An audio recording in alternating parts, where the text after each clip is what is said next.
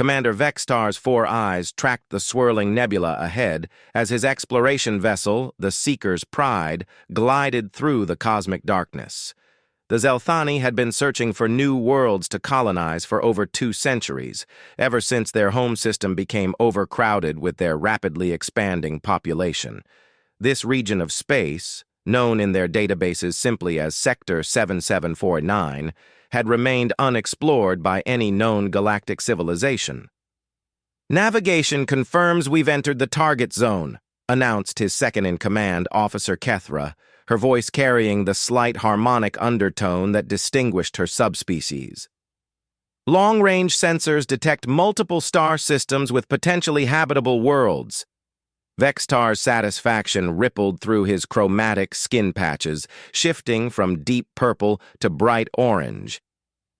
After months of travel through empty space, they had finally reached what their astronomers had designated as prime colonization territory. The Galactic Council's records showed this entire expanse as unclaimed, unexplored, and completely uninhabited. "Begin detailed system scans," Vextar ordered. "I want comprehensive surveys of every planet, asteroid field, and space station possibility. The Council will want complete data before they approve colonization fleets." The bridge crew of 12 worked efficiently at their stations, their elongated fingers dancing across holographic interfaces. The Zelthani had always prided themselves on thorough exploration. Unlike some species who rushed blindly into new territories, they studied everything carefully before making any commitments. "Sir," called out the sensor specialist, "I'm detecting some unusual readings from the 3rd system in our survey pattern. There are artificial structures around several planets, but they don't match any known architectural patterns in our databases." Vexatar's interest peaked. Discovering ancient alien ruins would be valuable beyond measure. Such finds had launched entire careers and brought immense prestige to exploration crews. "Show me the detailed scans." The main view screen shifted to display a 3-dimensional representation of the distant solar system. Several planets showed clear signs of orbital installations, but the designs were completely unfamiliar. Geometric shapes that seemed both elegant and functional surrounded 3 different worlds, connected by what appeared to be massive transportation networks. "The construction techniques are impressive," noted the science officer, her voice filled with professional admiration. "These structures show advanced engineering capabilities, but the power signatures suggest they've been abandoned for some time. Perhaps centuries." "Perfect," Vexatar said, his skin patches now glowing with excitement. "Ancient technology could accelerate our own development by decades. Set course for the nearest installation. We'll conduct a full archaeological survey." The journey to the first system took 6 standard days. During the approach, more details became clear through their advanced scanners. The orbital structures were not just random platforms, but appeared to be comprehensive industrial complexes, capable of processing raw materials on a massive scale. Whoever had built these facilities had possessed technology that rivaled or even exceeded current galactic standards. "Commander," the communications officer suddenly announced, "I'm picking up some kind of automated signal from the installations. It's not directed at us specifically, but it appears to be a continuous broadcast. Can you decode it?" "Working on it now, sir. The signal uses mathematical constants as a foundation, which suggests the builders understood universal principles of communication. Give me a few more minutes." Vextar watched as his crew worked to unravel the mystery. The prospect of recovering advanced technology from a vanished civilization filled him with anticipation. Such discoveries had transformed entire species throughout galactic history. "I've got it!" the communications officer exclaimed. "The signal contains what appears to be territorial markers and navigation warnings. According to the translation, these installations mark the boundaries of something called human space and warn against unauthorized entry." Humans? Vexatar had never heard the name before. Search all databases for references to this species. Several minutes of intensive searching produced no results. The galactic databases contained no record of any species calling themselves humans, no mention of their territory, and no diplomatic contacts or trade relationships. "Perhaps they're the extinct builders," suggested the science officer. "The signal could be an automated system still running after their civilization collapsed." That explanation made sense. Throughout the galaxy, explorers regularly discovered abandoned installations with automated systems still functioning long after their creators had vanished. The signal was probably just a remnant of ancient territorial claims that no longer had any meaning. "Continue the approach," Vextar decided. "Maintain standard archaeological protocols. If this human space exists, we'll establish contact. If not, we're dealing with valuable ruins that could benefit the entire Zelthani people." As they moved deeper into the system, more details emerged. The installations were not merely industrial, but appeared to be part of a vast defensive network. Sensor arrays pointed in all directions, and what looked like weapon platforms maintained perfect geometric formations around the inhabited planets. "Sir," the tactical officer reported, "those defensive installations are definitely active.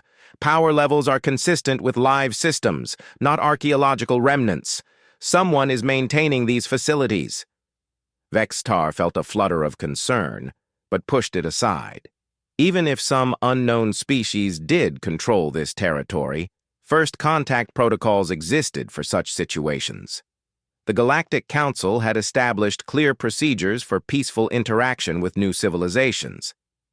"Prepare a standard first contact message," he ordered. "Include our peaceful intentions, our desire for diplomatic relations, and our willingness to respect their territorial claims." The message was transmitted toward the nearest installation using standard galactic frequencies.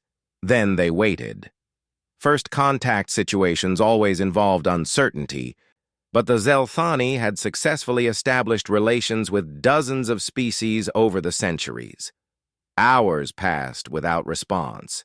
The automated territorial warnings continued broadcasting, but no new communications emerged from the human installations.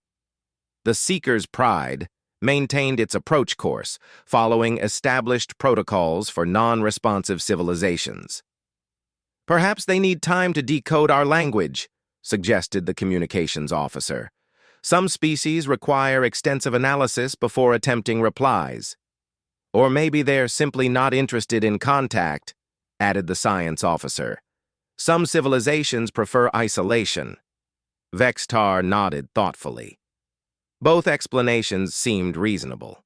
They would continue standard approach procedures and wait patiently for some kind of response.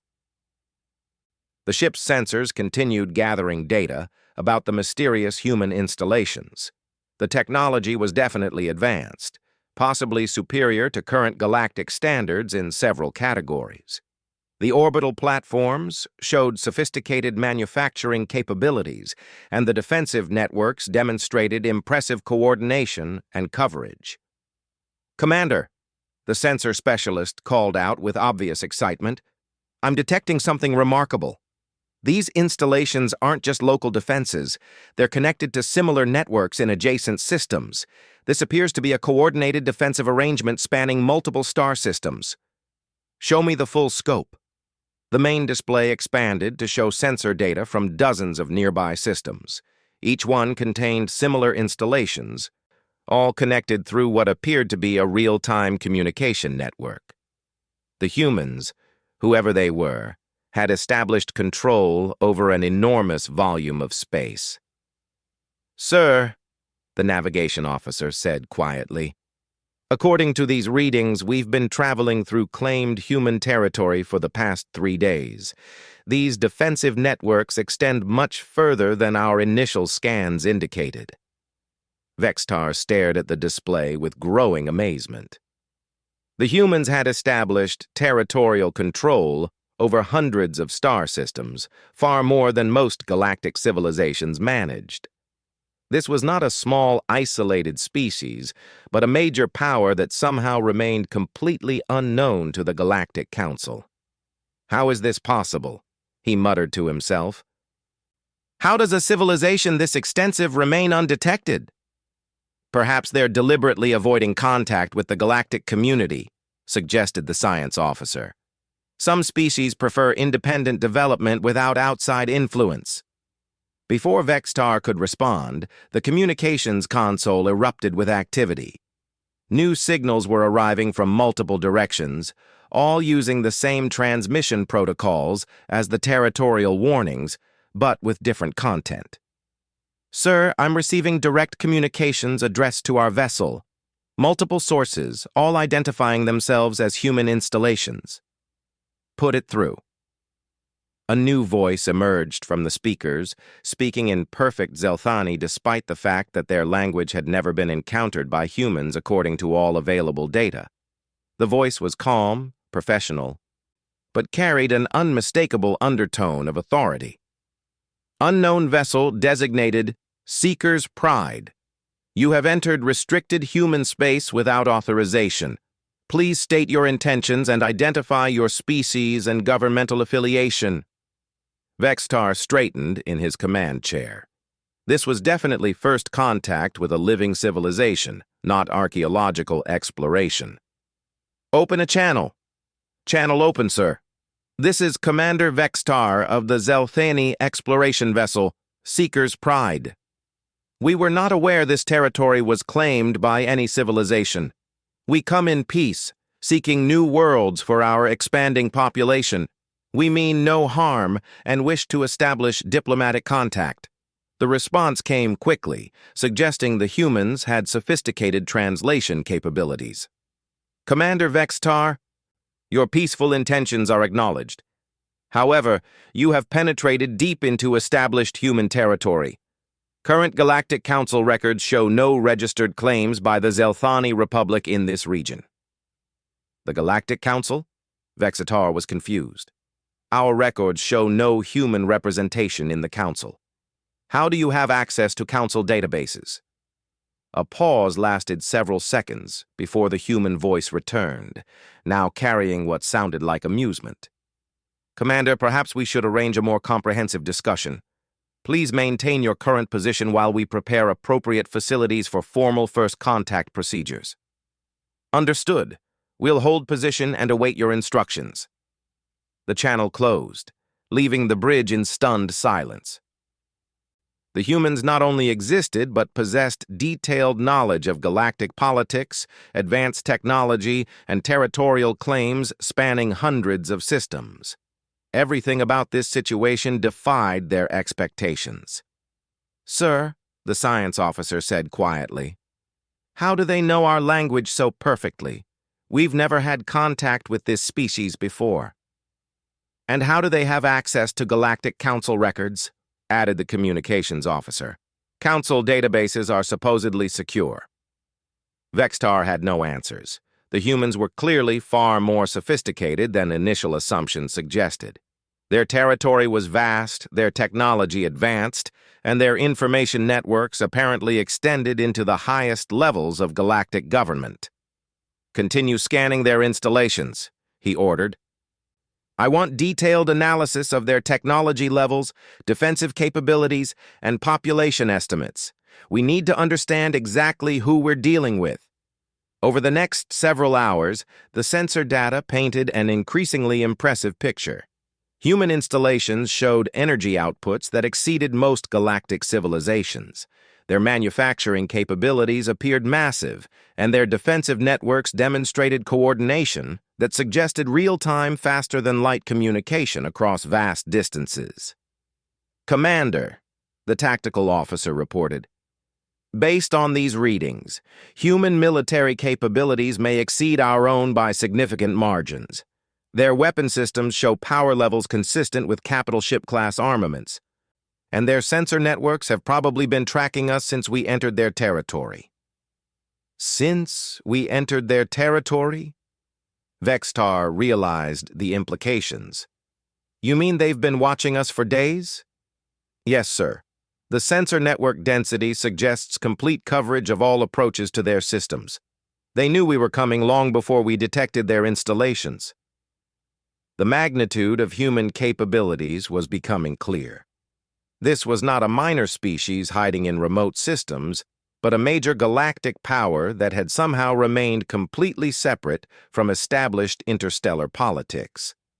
Their territory was vast, their technology advanced, and their information networks extended far beyond their own borders. "Sir," the communications officer announced, "I'm receiving new instructions from Human Command. They're directing us to a specific set of coordinates for formal contact procedures. Display the location." The coordinates led to a massive orbital platform, unlike anything in their databases.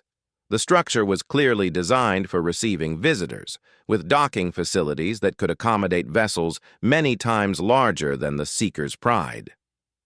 "That platform wasn't there an hour ago," the sensor specialist reported with obvious amazement. "Either it was hidden by some kind of cloaking technology, or they constructed it specifically for our arrival. Either possibility demonstrated capabilities that exceeded current galactic standards. The humans were proving more impressive with each new revelation. Set course for the designated coordinates," Vextar ordered, "and prepare full diplomatic protocols. We're about to make first contact with what appears to be a very advanced civilization." As the Seeker's Pride began its approach to the mysterious human platform, Vextar wondered what other surprises awaited them. The humans controlled vast territory, possessed advanced technology, and had access to information that should have been impossible to obtain. Whatever happened next would reshape Zelthani understanding of galactic politics entirely. The massive orbital platform grew larger as the Seeker's Pride approached the designated coordinates. What had initially appeared to be a single structure revealed itself to be a complex arrangement of interconnected modules, each one larger than most space stations in Zelthani territory. The engineering was flawless, with smooth curves and geometric precision that spoke of manufacturing capabilities beyond anything in the galactic databases. "Docking guidance signals incoming," the navigation officer reported. "They're providing extremely precise approach vectors, accurate to within centimeters." Commander Vextar watched as automated systems guided his vessel toward a docking bay that seemed perfectly sized for their ship. The precision was unsettling. It suggested the humans had detailed specifications for Zelthani vessel designs, information that should not exist anywhere outside their own military databases. "Sir," the communications officer called out, "I'm receiving a personal message for you from someone identifying himself as Admiral Chen, Human Diplomatic Corps. Put it through." A new voice emerged from the speakers, different from the previous speaker, but equally fluent in Zelthani. The tone was warmer, more welcoming, but carried unmistakable authority. "Commander Vextar, welcome to Outpost Meridian. I apologize for the initial security screening, but unauthorized entry into human space requires careful evaluation. Please dock at Bay 7 and join me for a formal discussion." "Understood, Admiral Chen. We appreciate your willingness to meet with us."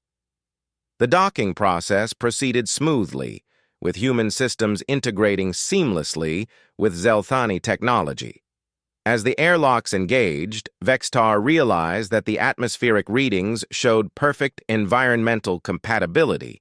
The humans had already analyzed their biological requirements and adjusted accordingly. "Sir," his second-in-command said quietly, "should we bring security personnel?" Vextar considered the question.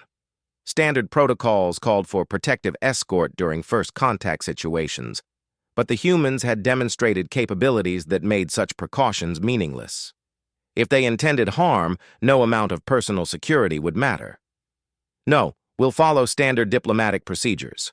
Bring the cultural attaché and the science officer. This appears to be a formal diplomatic contact." The three Zelthani officers made their way through the connecting tunnel into the human station. The corridors were surprisingly familiar in design, with proportions and lighting that accommodated their physiology perfectly. Either the humans were remarkably adaptable builders, or they possessed detailed biological data about Zelthani anatomy. They were met by a human delegation at the station entrance. Vextar got his first look at the mysterious species that controlled such vast territory. The humans were bipedal, roughly similar in size to Zelthani, but with several distinctive features. Their skin lacked chromatic patches, remaining a consistent pale color, and they had only 2 eyes positioned in the front of their heads rather than the 4-eye arrangement that provided Zelthani with superior peripheral vision. "Commander Vextar," said a human wearing what appeared to be a formal uniform decorated with symbols of rank. "I am Admiral Chen. Welcome to human space."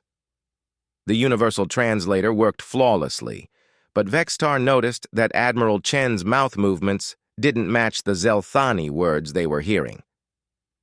The humans were speaking their own language while sophisticated translation systems provided real-time conversion. "Admiral Chen, thank you for agreeing to meet with us. We had no knowledge that this territory was claimed by any civilization. Please, let's continue this discussion in more comfortable surroundings." Admiral Chen gestured toward a nearby corridor. "We have much to discuss." They were led through sections of the station that displayed impressive technological sophistication. The corridors were spacious and well-lit, with information displays showing real-time data about station operations, defensive status, and what appeared to be economic information from dozens of star systems. "Admiral," Vextar ventured as they walked, "your installations are quite impressive. How long has your species controlled this region?" "Human territorial expansion began approximately 4 centuries ago," Admiral Chen replied casually. "We've been conducting systematic colonization and infrastructure development throughout this sector ever since." 4 centuries. The timeline was staggering. The humans had been building their civilization in this region for longer than most galactic species had been engaged in interstellar travel, yet they remained completely unknown to the Galactic Council.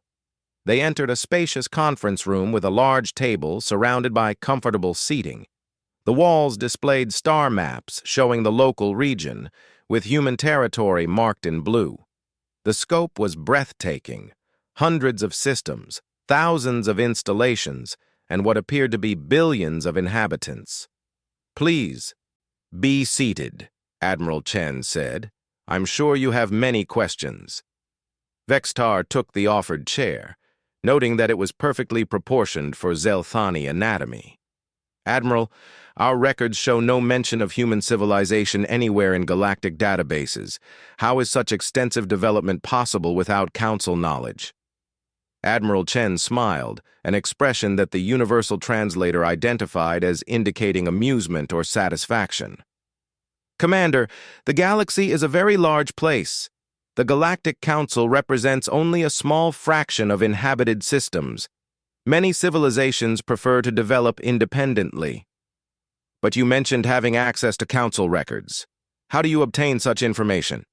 "We maintain extensive intelligence networks throughout known space. Human interests require comprehensive information about galactic political developments." The casual admission was disturbing. The humans had intelligence operations reaching into the highest levels of galactic government, gathering information about civilizations they had never officially contacted. "Admiral," the Zelthani science officer interjected, "your technological capabilities appear to exceed current galactic standards in several categories. How did your species achieve such advanced development?"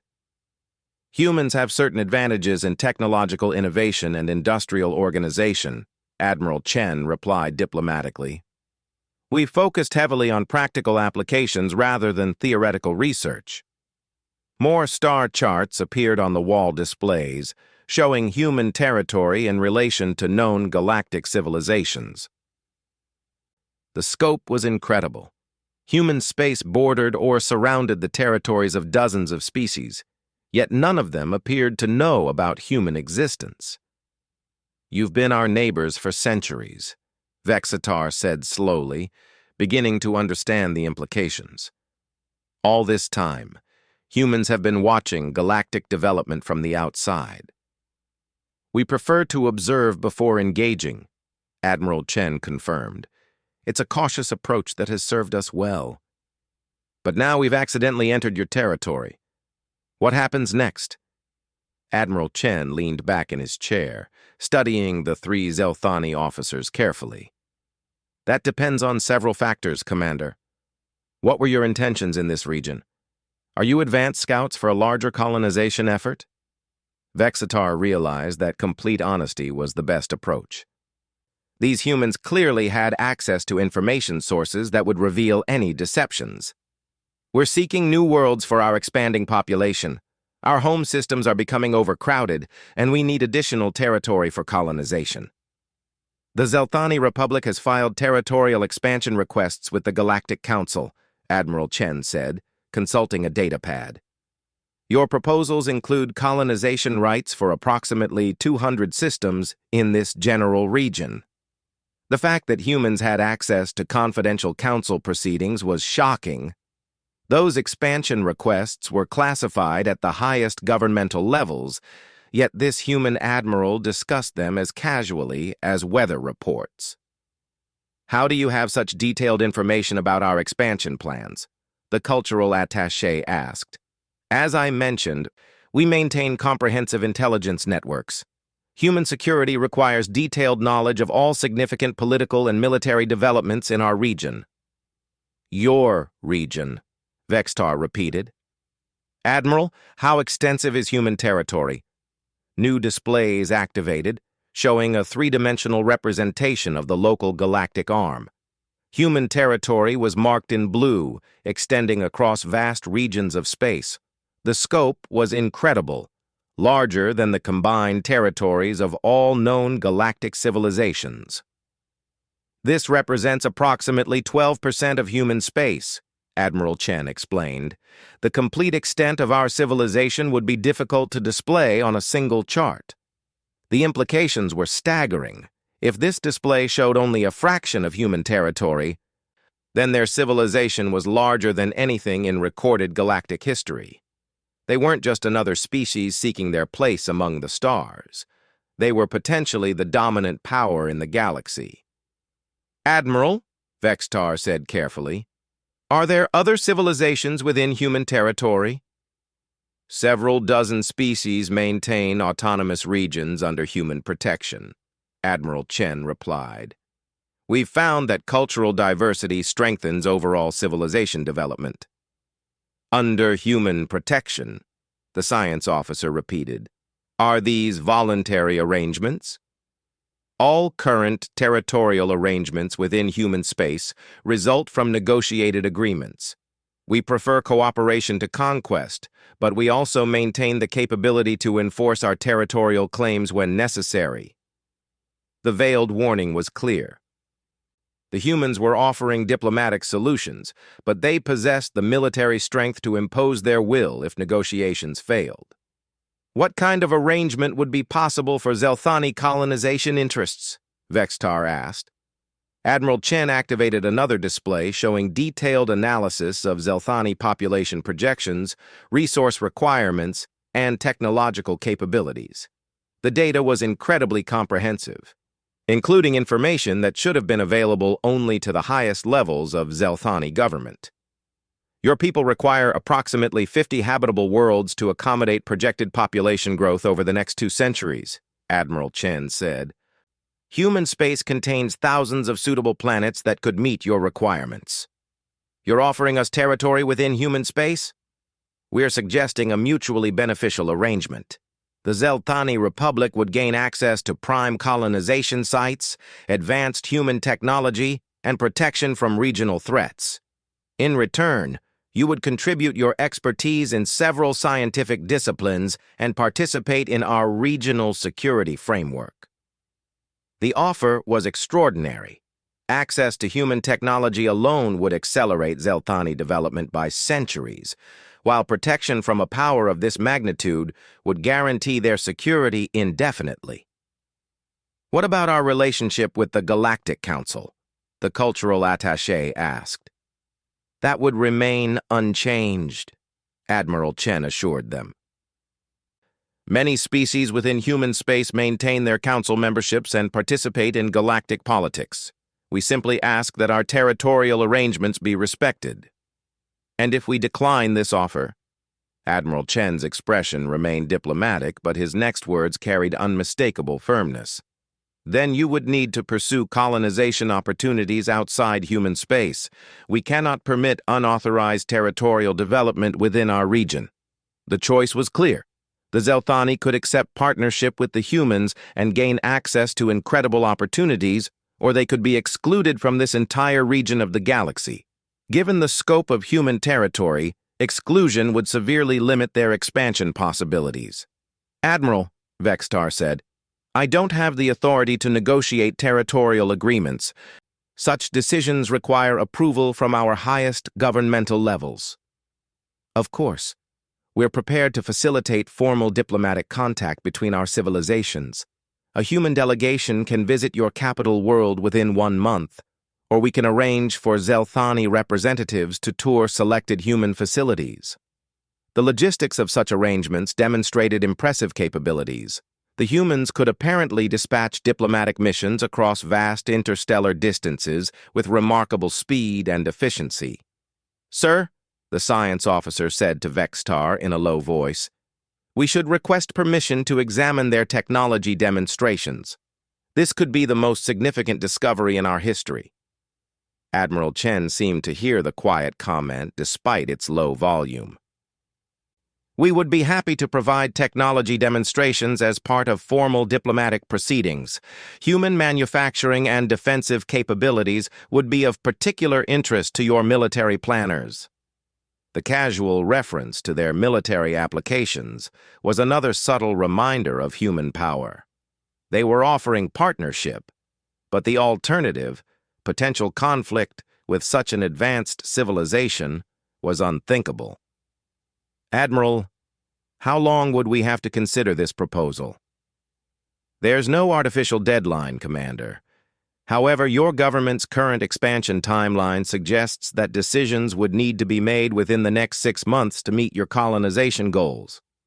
Once again, the humans demonstrated detailed knowledge of internal Zelthani planning. Their intelligence networks were clearly far more sophisticated than anyone in the galactic community realized. We would like to return to our ship and transmit a full report to our government, Vextar decided. This situation requires careful consideration at the highest levels. Certainly, we'll provide you with complete technical specifications for establishing secure communication with human diplomatic channels. Your government will want direct contact for formal negotiations. As they prepared to leave the conference room, Admiral Chen activated one final display. It showed real-time defensive status throughout the local region, with hundreds of installations maintaining constant vigilance across dozens of systems. Commander, I want you to understand something important, Admiral Chen said seriously. Humans value peaceful cooperation above all else. Every species currently within our territory joined voluntarily after seeing the benefits of partnership, but we also maintain absolute security within our region. No unauthorized activities can be permitted. The message was clear.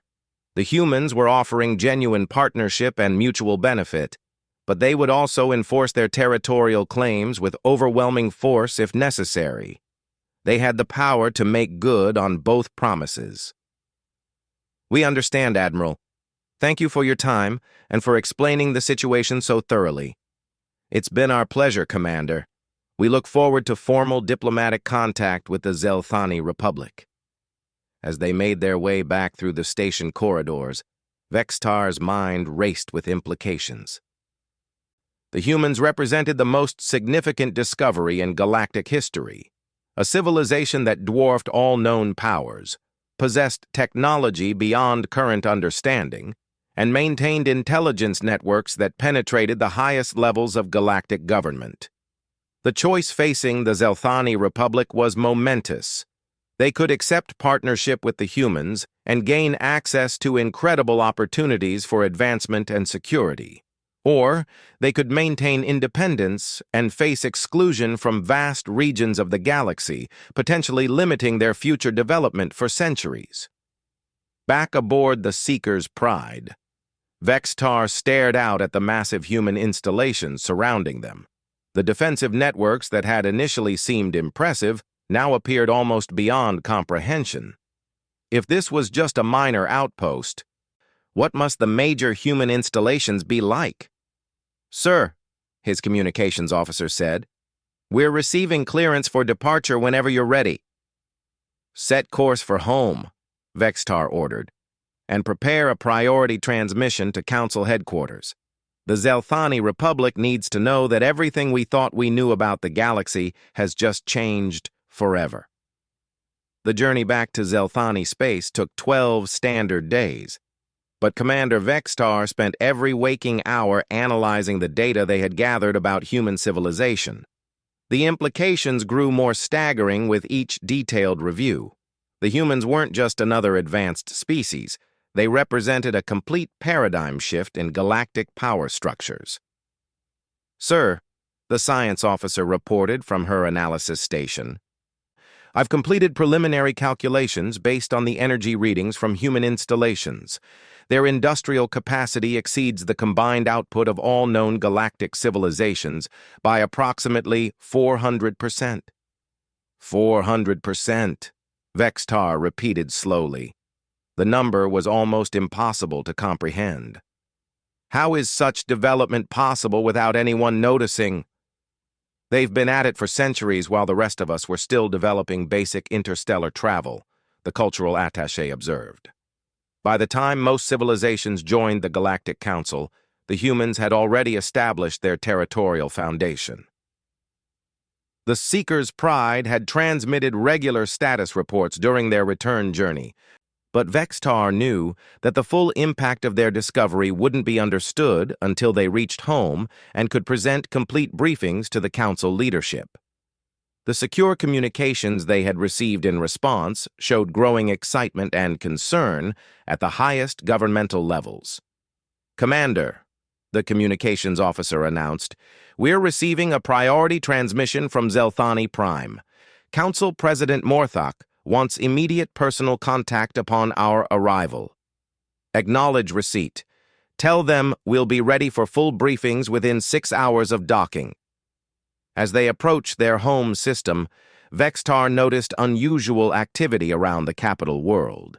Military vessels that should have been on patrol were concentrating near the government orbital platforms, and civilian traffic showed patterns that suggested heightened security measures. "It looks like our reports have caused quite a stir," the navigation officer observed. The docking process at Zelthani Prime proceeded with unusual efficiency. Instead of the normal bureaucratic delays, priority clearance was waiting for them. A full governmental escort was prepared to transport the crew directly to the highest security briefing facilities. "Commander Vextar," announced the escort leader as they boarded the transport, "Council President Morthok has called an emergency session of the full Strategic Council. Your briefing will be presented to every department head and military commander in the Republic." The magnitude of attention was unprecedented. Full Strategic Council sessions were reserved for existential threats to Zelthani civilization. The discovery of human space had clearly been classified at the highest possible level of importance. The briefing chamber was filled with the most senior leadership in Zelthani society. Military commanders, scientific advisors, diplomatic representatives, and intelligence officials sat in concentric circles around the central presentation area. Council President Morthok, her chromatic patches displaying the deep blue of intense concentration, gestured for Vextar to begin. "Honored council members," Vextar began, "we have discovered a civilization that fundamentally changes our understanding of galactic power structures. The humans control territory exceeding all known civilizations combined, possess technology that surpasses current standards, and maintain intelligence networks that penetrate the highest levels of galactic government. He activated the holographic display, showing the star maps that Admiral Chen had shared. The scope of human territory drew gasps of amazement from the assembled officials. Several military commanders leaned forward to study the defensive installations and strategic positioning. "How many individuals are we discussing?" asked the defense minister. "Based on energy consumption patterns and industrial output, we estimate the human population at approximately 2 trillion individuals distributed across thousands of worlds." The number caused a stir throughout the chamber. Most galactic civilizations counted their populations in billions, not trillions. "Commander," the intelligence director interjected, "you mentioned human access to classified galactic information. Can you provide specific examples?" "They possessed detailed knowledge of our territorial expansion requests, population projections, and military capabilities. Information that should exist only in our most secure databases." The intelligence director's chromatic patches shifted to alarmed orange. "That suggests intelligence penetration at unprecedented levels. How extensive are their networks?" "According to Admiral Chen, they maintain comprehensive monitoring of all significant political and military developments throughout known space. They've been observing galactic development for centuries while remaining completely hidden." "What are their intentions toward existing civilizations?" asked the foreign minister. Vextar activated the recordings of his conversations with Admiral Chen. The assembled officials listened carefully as the human admiral explained their preference for negotiated partnerships and their willingness to enforce territorial claims when necessary. "They're offering us access to advanced technology and prime colonization sites," Vextar summarized. "In exchange, they want our scientific expertise and participation in their regional security framework." "What kind of technology are we discussing?" the science director asked. "Manufacturing capabilities that exceed our current standards by centuries, defensive systems that coordinate across hundreds of star systems, and faster-than-light communication networks that enable real-time control over vast territories." The science director's patches shifted to bright green with excitement. "Access to such technology would accelerate our development beyond all projections." "But at what cost?" the defense minister demanded. "Would we become subordinate to human authority?" Admiral Chen emphasized that existing species within human space maintain their governmental autonomy, Vextar replied.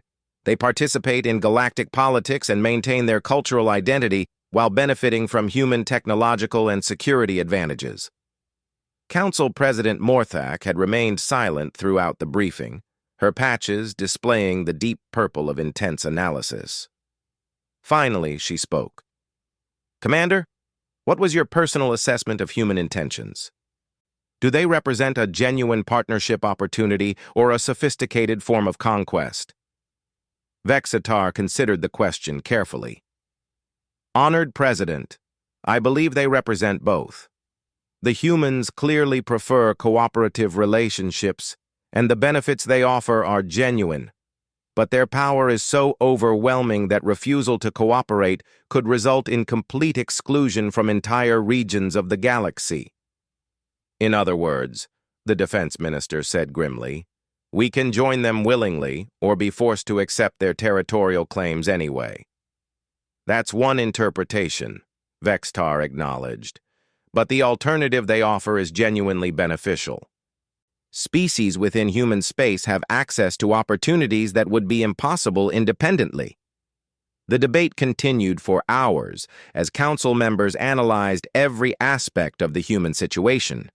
Military officials studied defensive capabilities, scientists examined technological implications, and diplomats evaluated the political ramifications of partnership with such a powerful civilization. "We need more information," the intelligence director finally declared. "These decisions are too important to make based on a single contact. I recommend accepting the human offer for expanded diplomatic contact." "Agreed," said the science director. We need detailed examination of their technological capabilities and partnership arrangements. But we must also prepare for the possibility that negotiations could fail, the defense minister added. If the humans are as powerful as described, we need contingency plans. Council President Morthak called for a brief recess while the senior leadership conferred privately. When the session resumed, she announced the official decision. The Zelthani Republic will accept the human offer for expanded diplomatic contact. We'll send a full delegation to examine their facilities and negotiate potential partnership arrangements. However, we'll also begin discreet consultation with other galactic civilizations to determine if they have any knowledge of human activities. Honored President, Vextar said, the humans specifically requested that initial diplomatic contact remain confidential until formal agreements are established. They seem to prefer controlling the pace of their integration into galactic politics. Understood. We'll respect their preferences while gathering additional information through appropriate channels. Over the following weeks, preparations began for comprehensive diplomatic contact with human civilization. The delegation would include representatives from every major governmental department, along with technical specialists and cultural experts. The humans had provided detailed specifications for establishing secure communication, and their responses to preliminary questions demonstrated impressive diplomatic sophistication. Commander, the cultural attaché said during one of their planning sessions, I've been analyzing the human communication patterns and diplomatic protocols. They show remarkable understanding of our social structures and decision-making processes. What do you mean? They knew exactly how to present their proposals in terms that would appeal to our leadership. The emphasis on mutual benefit, technological advancement, and security guarantees addressed every major Zelthani political concern. Vexitar realized she was right. The humans had crafted their diplomatic approach with precision that suggested detailed psychological and cultural analysis of Zelthani society. They understood not just what to offer, but how to present it most effectively. Sir, the communications officer announced, we're receiving a transmission from human diplomatic channels. Admiral Chen wants to schedule the formal delegation visit. The message contained detailed itineraries for touring human facilities, technological demonstrations, and meetings with representatives from other species currently within human space. The scope was impressive. The delegation would visit multiple star systems and examine installations representing different aspects of human civilization. They're also including an interesting addition, the communications officer continued. They want to arrange meetings with delegations from 3 other species that are currently considering similar partnership arrangements. The implications were significant. The humans weren't just dealing with the Zelthani, they were simultaneously negotiating with multiple civilizations, probably coordinating a broader integration process. Sir, the science officer said, I've been analyzing the energy signatures from human installations. There's something unusual about their power generation patterns. What kind of unusual? The output levels suggest they're using energy sources that don't match any known technology. Either they've developed completely new power generation methods, or they have access to energy sources we don't understand. The technological mystery deepened with every new analysis. The humans seemed to possess capabilities that exceeded theoretical projections for civilizational development. A month later, the Zelthani delegation departed for human space aboard their most advanced diplomatic vessel. The journey took them through the same regions that the Seeker's Pride had explored, but this time they traveled with full human escort and VIP treatment. The tour of human facilities exceeded all expectations. Industrial complexes that manufactured starships faster than most civilizations could build ground vehicles, defensive installations that monitored entire galactic arms, and research facilities that were developing technology centuries beyond current standards. How do they coordinate all this? The delegation's military advisor whispered during a tour of a massive command center. The logistics alone should be impossible. The human guide, A cheerful officer named Captain Martinez overheard the comment. "We've developed some pretty effective organizational systems over the centuries. Humans have always been good at large-scale coordination." They met with representatives from the Cytherian Collective, a species that had joined human space 50 years earlier.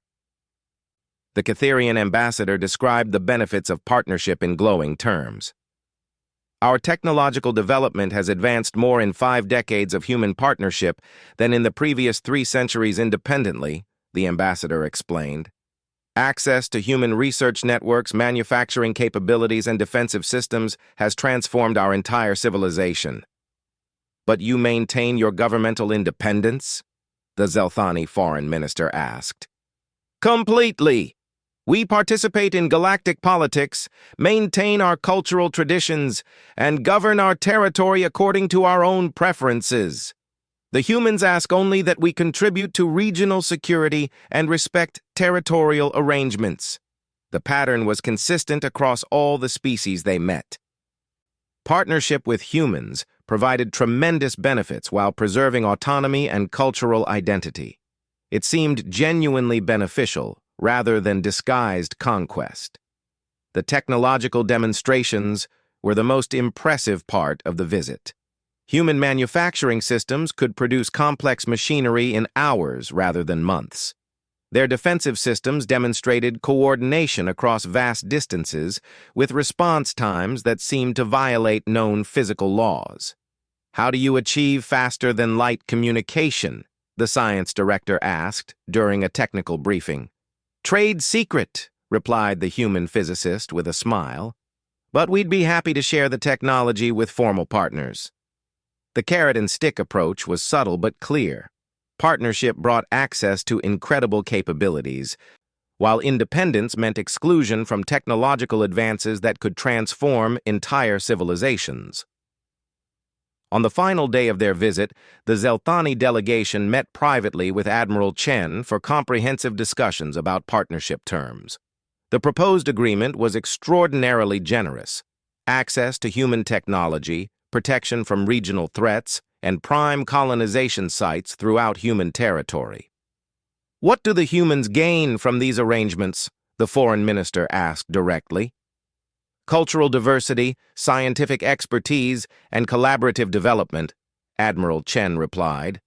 "Humans have learned that civilizational strength comes from cooperation rather than isolation. Every species brings unique perspectives and capabilities.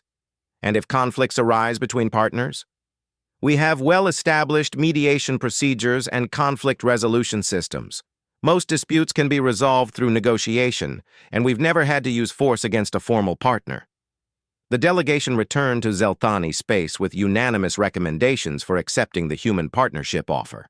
The benefits were undeniable, the terms were reasonable, and the alternatives were severely limited. 6 months later, the Zelthani Republic formally joined human space as an autonomous partner civilization.